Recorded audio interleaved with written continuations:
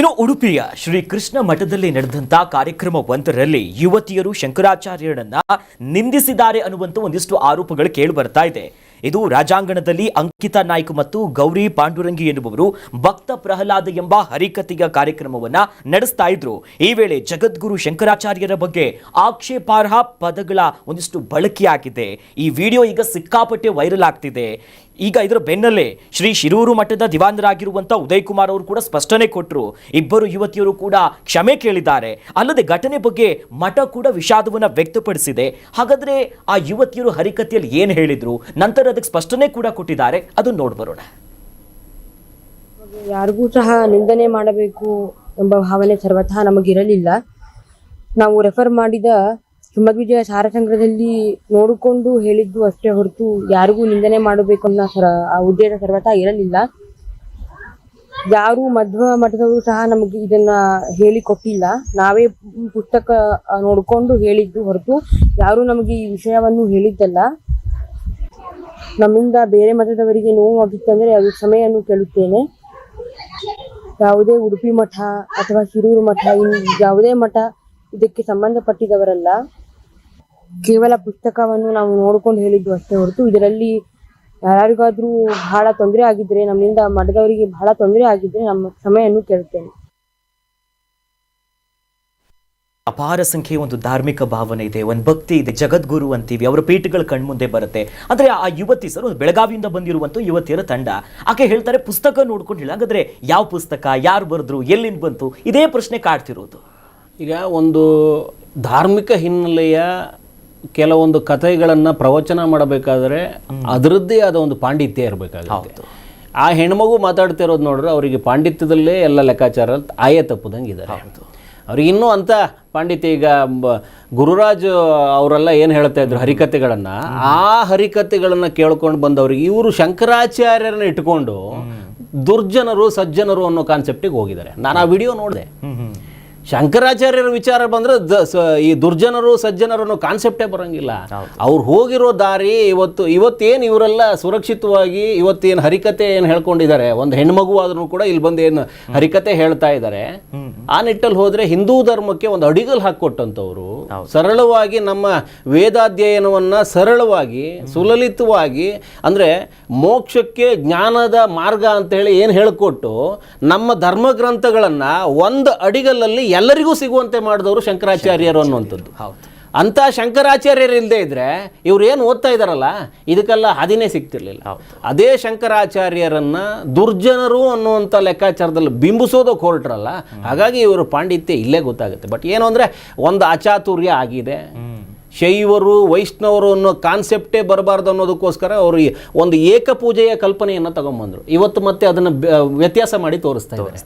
So ಅವ್ರು ಯಾವ ವ್ಯತ್ಯಾಸಗಳು ಇರಬಾರ್ದು ಅನ್ನೋ ನಿಟ್ಟಲ್ಲೇ ಒಂದು ಏಕಪೂಜೆಯ ಪದ್ಧತಿಯನ್ನು ತಗೊಂಬಂದರು ಶಂಕರಾಚಾರ್ಯರು.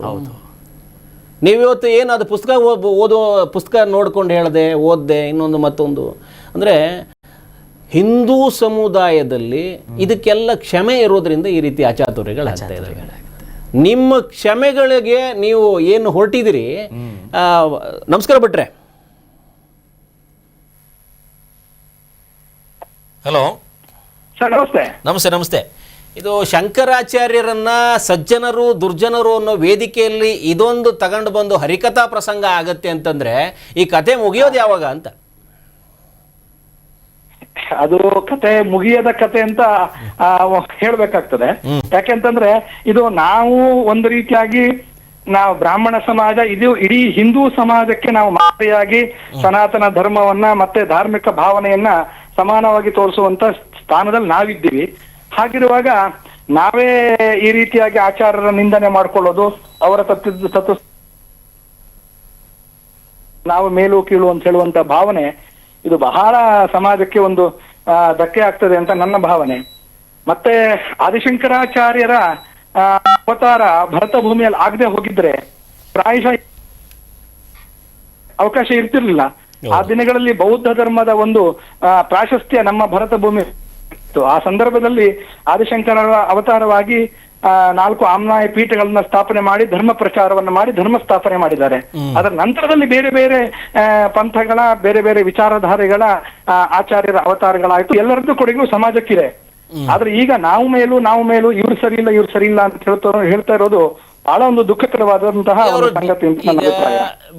ಇವರು ನಮ್ಮ ಶಂಕರಾಚಾರ್ಯರು ಜ್ಞಾನದ ಬಲ ಪಾಂಡಿತ್ಯದ ಬಲದಿಂದ ಧರ್ಮ ಉಳಿಸುವ ಕಾರ್ಯ ಮಾಡಿದ್ರು. ಆ ಹೆಣ್ಮಗು ಯಾವುದೋ ಪುಸ್ತಕ ಓದಿ ನಾನು ಮಾತಾಡಿದೆ ಅಂತ ಹೇಳಿದ್ರಲ್ಲ, ಅದು ಯಾವ ಪುಸ್ತಕ ಅಂತ ಏನಾದ್ರು ನೋಡೋಕೆ ಹೊರಟ್ರ ನೀವು ಅನ್ನಂತ? ಪ್ರಾಯಶಃ ನಿಮ್ಗೆ ಹತ್ತಿರವಾಗಿ ಹೇಳ್ಬೇಕು ಅಂತಂದ್ರೆ ಈಗ ಒಂದು 6 ತಿಂಗಳ ಕೆಳಗಡೆ ಮಂಡೂಕ ಸೂಕ್ತದ ಬಗ್ಗೆ ಒಬ್ರು ಪುಸ್ತಕ ಹೌದು, ನಾವೇ ಸುದ್ದಿ ಮಾಡಿದ್ವಿ, ಚಾನಲ್ ಅಲ್ಲೇ ಸುದ್ದಿ ಆಗಿತ್ತು. ಅಂದ್ರೆ ಏನು, ಈ ಕೆಲವೊಂದಷ್ಟು ಜನ ಅವ್ರ ಮೂಗಿನ ನೇರಕ್ಕೆ ಒಂದು ಪುಸ್ತಕ ಬರ್ಕೊಳ್ತಾರೆ, ಅದನ್ನ ರಿಲೀಸ್ ಮಾಡ್ತಾರೆ, ತದನಂತರ ಅದನ್ನೇ ಕೋಟ್ ಮಾಡ್ಕೊಂಡು ಮಾತಾಡ್ತಾರೆ ಈ ಪುಸ್ತಕದಲ್ಲಿ ಹೀಗಿದೆ ಅಂತ. ಇದಕ್ಕೇನು ಉತ್ತರ ಹೇಳೋಣ ನಾವು? ನಾನು ಆ ಮಂಡೂಕ ಸೂಕ್ತಕ್ಕೆ, ಋಗ್ವೇದದ ಮಂಡೂಕ ಸೂಕ್ತಕ್ಕೆ ಅವ್ರ ಪುಸ್ತಕ ರಿಲೀಸ್ ಆದ ನಾನು ನಿಮ್ ಚಾನಲ್ ಅಲ್ಲಿ ನಾನು ಮಾತಾಡ್ತಾ ಹೇಳಿದ್ದೆ, ಇಂತಹ ಪುಸ್ತಕದವರು ಮುಂದೆ ಡಿಬೇಟ್ ಮಾಡುವಾಗ ಇದನ್ನ ರೆಫರೆನ್ಸ್ ಕೊಡ್ತಾರೆ, ಈ ಪುಸ್ತಕದಲ್ಲಿ ಆ ಪುಸ್ತಕವೇ ತಪ್ಪು ಅಂತ ನಮ್ಮ ಅಭಿಪ್ರಾಯ. ಆದ್ರೆ ಆ ಸರಿಯೋ ತಪ್ಪು ಅವರ ವಿವೇಚನೆಗೆ ಬಿಟ್ಟದ್ದು. ಆದ್ರೆ ಆ ಪುಸ್ತಕದಲ್ಲಿ ಇರ್ತಕ್ಕಂಥದ್ದು ಅವ್ರು ಓದ್ಲಿಕ್ಕೆ ಎಲ್ಲರಿಗೂ ಸ್ವತಂತ್ರ ಇದೆ. ಆದ್ರೆ ನಮ್ಮ ಪುಸ್ತಕದಲ್ಲಿ ಹೇಳಿರೋದೇ ಮೇಲು, ನೀವು ಕೀಳು ಅಂತ ಹೇಳೋದು ಹಿಂದೂ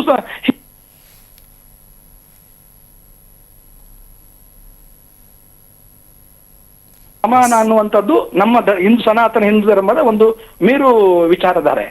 ಆದ್ರೆ ಅಷ್ಟು ದೊಡ್ಡ ಮಠ ಒಂದು ಹಿಂದೂ ಧರ್ಮದ ಹಿನ್ನೆಲೆಯಲ್ಲಿ ಇದೊಂದು ಹರಿಕಥಾ ಪ್ರಸಂಗ ಆಗತ್ತೆ, ಯಾರೀ ಪಂಡಿತರು ಅನ್ನೋ ಲೆಕ್ಕಾಚಾರ ಅವ್ರು ಹಾಕ್ಲೇ ಇಲ್ವಾ ಅಂತ ಮಠದವ್ರು?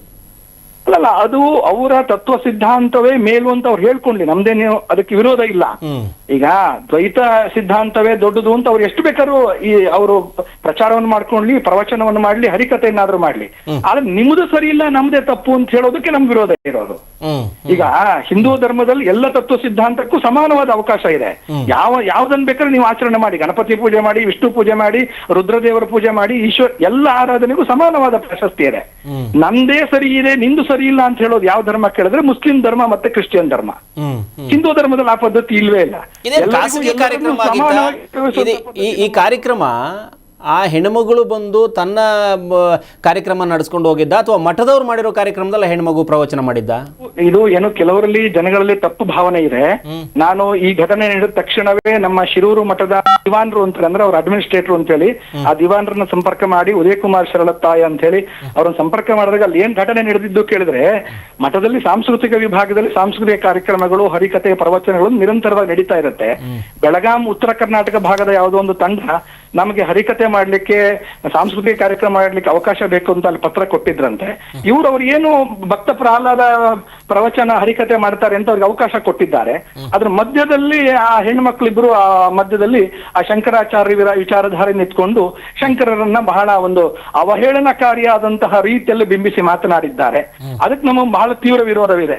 ಯಾಕಂದ್ರೆ ಆದಿಶಂಕರಾಚಾರ್ಯರು ಅವತಾರ ಪುರುಷರು ಅಂತ, ಅದು ಇಡೀ ಸರ್ವಹಿತವಾಗಿರ್ತಕ್ಕಂಥದ್ದು, ಇಡೀ ಅಖಂಡ ಭಾರತ ಒಪ್ಪುವಂತ ವಿಚಾರ. ಹಾಗಿರುವಾಗ ಆದಿಶಂಕರನ ಈ ರೀತಿಯಾಗಿ ನಿಂದನಾ ಪೂರ್ವಕವಾಗಿ ಒಂದು ಉಡುಪಿಯ ರಾಜಾಂಗಣದಲ್ಲಿ ಮಾತಾಡ್ತಿಕ್ಕದ್ದು ನಾವು ಖಂಡಿಸಿದ್ವಿ. ತಕ್ಷಣವೇ ಅವರು ಅದನ್ನ ಎಚ್ಚೆತ್ಕೊಂಡು ಶಿರೂರು ಮಠದಿಂದ ಅದಕ್ಕೊಂದು ಪತ್ರವನ್ನು ಸಹ ವಿಷಾದವನ್ನ ವ್ಯಕ್ತಪಡಿಸಿ ಬಿಡುಗಡೆ ಮಾಡಿದ್ರು. ನಂತರದಲ್ಲಿ ಆ ಯಾರು ಹೆಣ್ಮಗಳಿಬ್ರು ಪ್ರವಚನವನ್ನು ಮಾಡಿದ್ರು ಅವರು ಸಹ ವಿಷಾದ ವ್ಯಕ್ತಪಡಿಸಿ ಸಮಾಜದ ಕ್ಷಮೆಯನ್ನ ಕೇಳಿ ಯಾವುದೋ ಪುಸ್ತಕವನ್ನು ನೋಡಿ ನಾವು ಓದಿದ್ವಿ ಅಂತ ಹೇಳಿದ್ರು. ಸೊ ಪುಸ್ತಕ ಯಾವುದು, ಆ ಪುಸ್ತಕವನ್ನು ಯಾವ ರೀತಿಯಾಗಿ ನಾವು ಮುಂದಿನ ದಿನಗಳಲ್ಲಿ ಪರಿಶೀಲಿಸಬೇಕು ಅಂತ ಹೇಳೋದನ್ನ ನಾವು ಮುಂದೆ ಆಲೋಚನೆ ಮಾಡಬೇಕಾಗಿದೆ. ಆದ್ರೆ ಇಲ್ಲಿ ಒಂದು ನೋವಿನ ಸಂಗತಿ ಅಂತಂದ್ರೆ, ನಮ್ಮಲ್ಲಿ ತ್ರಿಮತಸ್ಥರ ಆಚಾರ್ಯರ ಒಂದು ವಿಚಾರಧಾರೆಗಳನ್ನು ಇಟ್ಕೊಂಡು ನಮ್ಮಲ್ಲಿ ಬಹಳಷ್ಟು ಚರ್ಚೆಗಳಾಗ್ತವೆ. ದ್ವೈತ, ವಿಶಿಷ್ಟಾದ್ವೈತ, ಈ ರೀತಿಯಾಗಿ 3 ಆಚಾರ್ಯರ ಕೊಡುಗೆ ಹಿಂದೂ ಸಮಾಜಕ್ಕಿದೆ. ಹಾಗಿರುವಾಗ ಅವರ ತತ್ವ ಸಿದ್ಧಾಂತಗಳು ಎಲ್ಲವೂ ಒಂದೇ. ನಾವು ವಿಚಾರವನ್ನು ಬೇರೆ ಬೇರೆ ದಾರಿಯಲ್ಲಿ ಹೋಗ್ತಾ ಇದ್ದೇವೆ. ಅಂತಿಮವಾಗಿ ಎಲ್ಲರ ವಿಚಾರಧಾರೆಯೂ ಸಹ ಅಂತಿಮವಾಗಿ ಸನಾತನ ಧರ್ಮವೇ.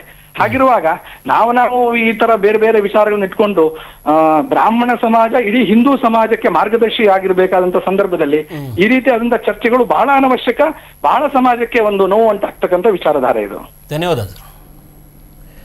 ಅಂದರೆ ಒಂದು ಹಿಂದೂ ಸಮುದಾಯದ ವಿಚಾರದಲ್ಲಿ ಪರ ವಿರೋಧ ಚರ್ಚೆ ಆದಾಗ ಈ ರಾಘವೇಂದ್ರ ಭಟ್ರು ಬಂದು ತಕ್ಷಣಕ್ಕೆ ಸ್ಪಂದನೆ ಮಾಡ್ತಾರೆ. ಆ ವಿಚಾರದಲ್ಲಿ ಅವರಿಗೊಂದು ಶ್ಲಾಘನೆ ನಮ್ಮ ಕಡೆಯಿಂದ ಇದ್ದೇ ಇರುತ್ತೆ. ಹಿಂದೂ ಸಮುದಾಯದ ವಿಚಾರಗಳಲ್ಲಿ ಹಿಂದೂಗಳೇ ಹೆಚ್ಚಾಗಿ ಇವತ್ತು ಕಾಲೆಳೆದಿದ್ದು ಬಿಟ್ಟರೆ ನಮ್ಮಲ್ಲಿ ಬೇರೆಯವರು ಬಂದು ನಮ್ಮ ಮನೆ ಹೊಡಿಬೇಕು ಅನ್ನುವಂಥದ್ದು ಏನೂ ಇಲ್ಲ. ನಮ್ಮ ಮನೇಲಿರುವವರೇ ನಮ್ಮ ಮನೆ ಹೊಡೆದಾಕ್ಬಿಟ್ಟಿರುವಂಥದ್ದು. ನಮ್ಮ ಮನೆಗೆ 2-3 ಬಾಗಿಲು ಮಾಡಿರೋದೇ ನಮ್ಮ ಮನೆ ಒಳಗಡೆ ಕೂತ್ಕೊಂಡಿರುವಂಥವ್ರೆ.